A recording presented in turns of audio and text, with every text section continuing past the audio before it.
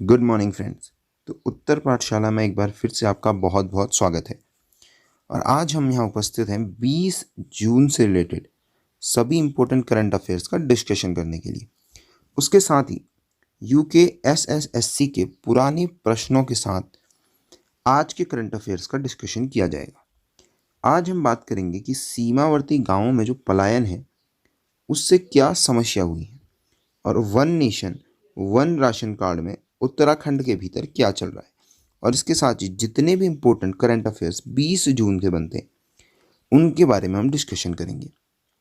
दोस्तों, national current affairs भी रोज सुबह हमारे चैनल पे उपलब्ध होते हैं, तो आप जाके नेशनल करंट अफेयर भी देख सकते हैं, जो कि सभी इम्पोर्टेंट क्वेश्चंस के लिए बहुत ज़्यादा ज़रूरी हैं। सबसे पहले यूके एसएसएससी के पुराने प्रश्न पत्रों से एक क्वेश्चन आपके लिए है।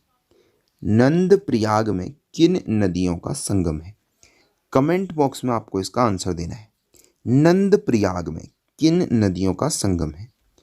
4 ऑप्शन है आपके पास: अलकनंदा और विष्णुगंगा, अलकनंदा नंदाकिनी, अलकनंदा पिंडर और अलकनंदा मंदाकिनी। तो आपको बताना है कि नंद प्रयाग में इनमें से किन 2 नदियों का संगम है।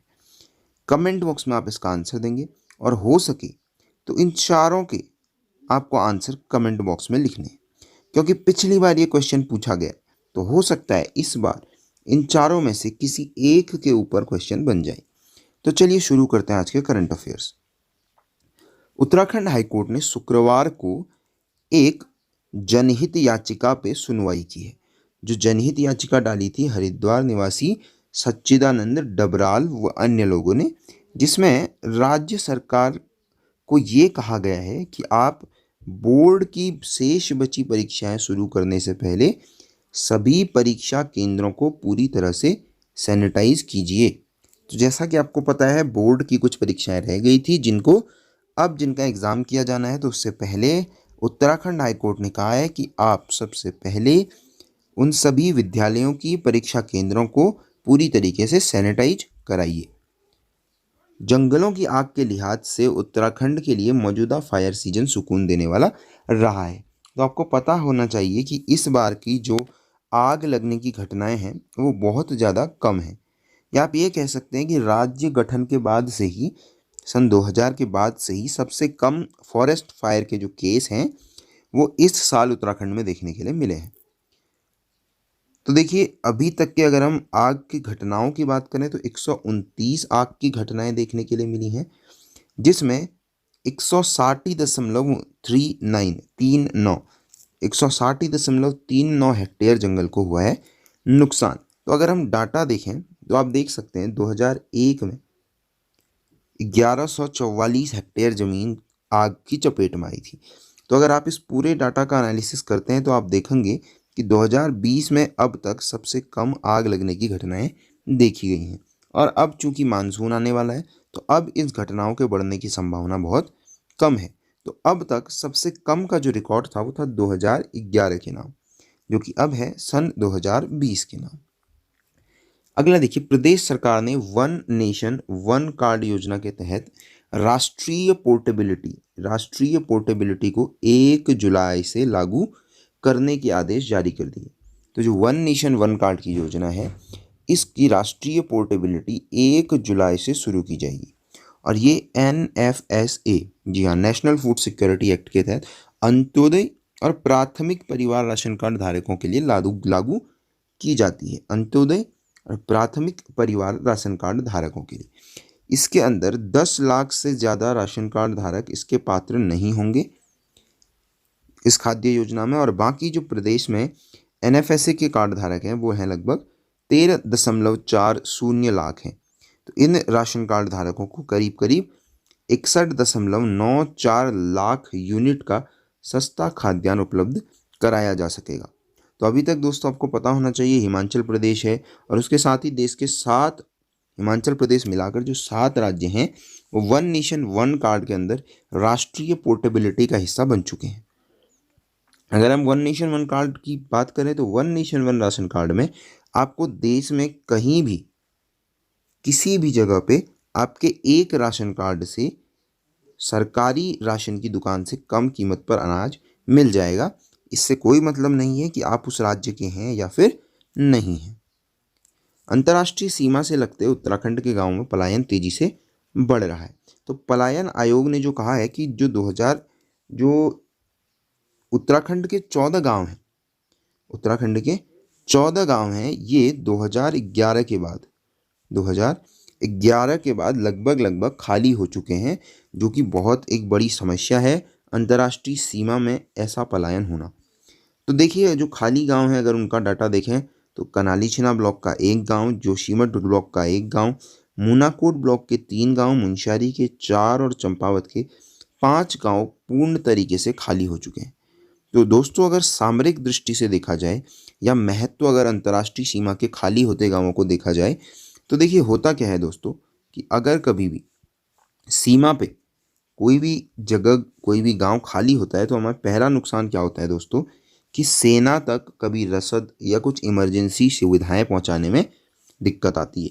दूसरा नुकसान ये होता है दोस्तों कि खाली गांव होने पर जो विरोधी सेना है या विपक्षी सेना है, उसे रहने के लिए और एक बना बनाया आवास उसे मिल जाता है, जिस पर वो कब्जा कर सकती है दोस्तों आसानी से।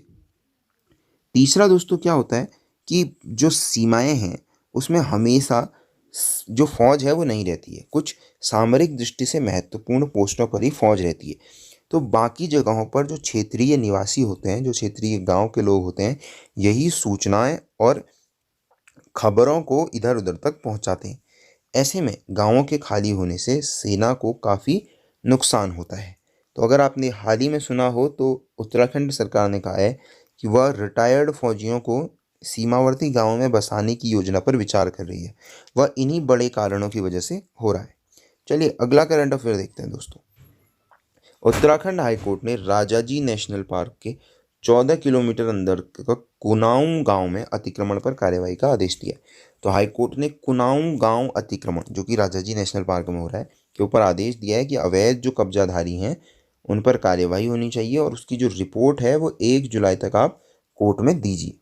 तो इससे क्या होगा दोस्तों, अगर हम बात करें तो हरिद्वार के जो 14 किलोमीटर जो राजाजी पार्क के भीतर है वहाँ है कुनाऊं गाँव में, जहां अवैध निर्माण का काम चल रहा है। अब देखिए रिजर्व की ज़मीन है और वहाँ क्या है भारी निर्माण का काम चल रहा है। तो इसके ऊपर जब हाईकोर्ट में जनहित याचिका दाखिल की गई विवेक शुक्ला जी के द्वारा, तो उसमें फैसला ये दिया गया कि देखिए यहाँ जो भी काम चल रहा है उसे तुरंत क्या कर दिया जाए, बंद कर दिया जाए और उसके ऊपर कार्यवाही होनी चाहिए।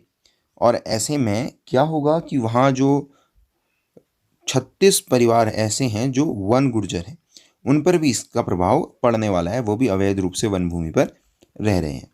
अगला मैं आपको बता दूं, देखिए नेशनल पार्क आपको याद करने ही करने हैं। तो गोविंद नेशनल पार्क की स्टैब्लिशमेंट हुई थी 1980 में और गोविंद नेशनल पार्क बना था गोविंद वाइल्ड लाइफ सेंचुरी बनी थी 1955 में। आपको याद रखना है गोविंद नेशनल पार्क बना था 1980 में, गोविंद वाइल्ड लाइफ सेंचुरी बनी थी 1955 में। ये इंपॉर्टेंट क्वेश्चन बन जाता है। और जिसकी अभी हम बात कर रहे थे दोस्तों राजाजी नेशनल पार्क, और तो राजाजी नेशनल पार्क बना था 1983 में। आपको याद रखना है राजाजी नेशनल पार्क बना था 1983 में। अगला देखते हैं दोस्तों। पर्यटन सचिव ने बताया कि वीर चंद्र सिंह गढ़वाली पर्यटन स्वरोजगार योजना, वीर चंद्र सिंह गढ़वाली पर्यटन स्वरोजगार योजना और दीनदयाल होम स्टे योजना के जो लाभार्थी हैं उनसे 2020-21 के अप्रैल से जून 2020 के ऋण पर लगने वाला ब्याज का पैसा सरकार नहीं लेगी। पर्यटन विभाग के अंदर जो पंजीकृत हैं, नवीकरणीय शुल्क जो लिया जाता है, रिन्यू कराने के लिए जो शुल्क लिया जाता है वह भी 1 साल के लिए नहीं लिया जाएगा। राज्य में पर्यटन से जुड़े बस, taxi, maxi cab, auto rickshaw, Vikram, e rickshaw में जो योजित लगभग 1 लाख के करीब जो कार्मिक हैं उनको 1,000 की दर से वन टाइम आर्थिक मदद दी जाएगी, जो कि डायरेक्ट फंड ट्रांसफ़र होता है उसके थ्रू मदद दी जाएगी 1,000 रुपये की। और संस्कृति विभाग ने भी जो 6,675 कलाकारों की लिस्ट दी है जिलाधिकारी को, उस पर भी सेम 1,000 रुपये की वन टाइम आर्थिक सहायता दी जाएगी। फिर देखिए राज्य के 5 प्रगतिशील किसानों को हर वर्ष कृषि के लिए आधुनिक तौर तरीके जानने को विदेश भेजा जाएगा। तो उत्तराखंड सरकार की नई योजना है कि जो 5 प्रगतिशील किसान चुने जाएंगे और उन्हें विदेश भेजा जाएगा। और ऐसे में क्या होगा, उनके बच्चों को भी IAS है, IIT है, ऐसी जो दूसरी प्रतियोगी परीक्षाएं हैं उनकी कोचिंग भी करवाई जाएगी।